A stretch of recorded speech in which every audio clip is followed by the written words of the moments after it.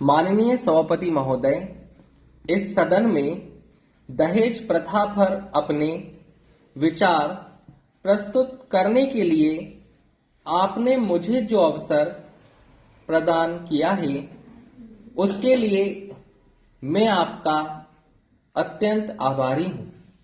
इसके लिए मैं आपको हृदय से धन्यवाद देता हूं।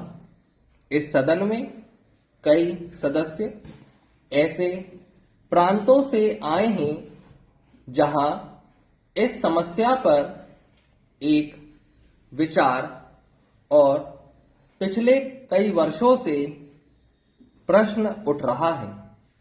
सबसे पहले यह प्रथा पश्चिम बंगाल में थी, जो अब धीरे धीरे एक अन्य कई राज्यों में भी फैल रही है और ऐसा लगता है कि प्रतिवर्ष इसमें कुछ न कुछ वृद्धि ही होती जा रही है।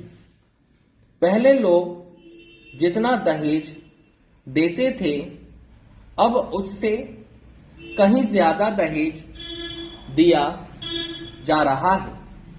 यदि इस पर तत्काल रोक न लगाई गई तो इसके और भी गंभीर परिणाम सामने आ सकते हैं। इस प्रथा को रोकने के लिए सरकार को कड़े से कड़ा कानून बनाना चाहिए, ताकि इस देश की गरीब जनता कर्ज के बोझ से निकलकर अपने बच्चों का पालन पोषण भली प्रकार से कर सकें।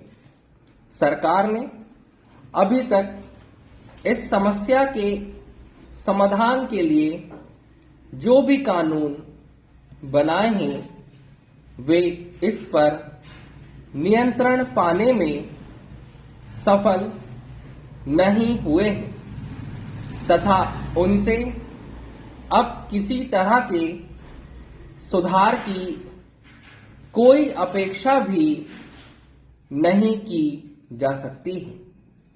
सभापति महोदय, मैं चाहता हूं कि इस सामाजिक अपराध को रोकने के लिए ऐसा कानून बनाया जाए जिससे कि समाज के उच्च वर्ग के प्रभावशाली लोग इस कुप्रथा को और आगे ना बढ़ा सकें तथा दहेज देने का यह सिलसिला अब समाप्त हो सके।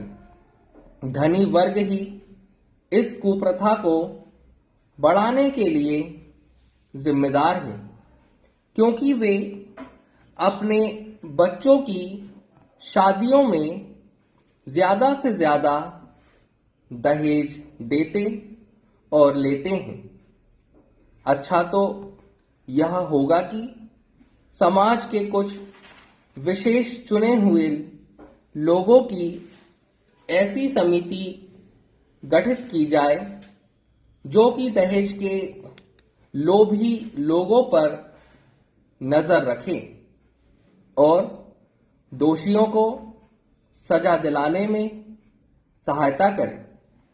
महोदय, ऐसे बहुत से मामले मेरी जानकारी में हैं जिन पर पुलिस द्वारा कभी कोई कार्रवाई नहीं की गई है और इन मामलों में जो दोषी लोग हैं, वे बिना किसी डर के स्वतंत्र रूप से घूम रहे हैं। ऐसे असामाजिक तत्वों को कठोर दंड दिए जाने का प्रावधान नए कानून में किया जाना चाहिए, परंतु कानून बनाने से ही इस सामाजिक बुराई को दूर नहीं कर सकते हैं।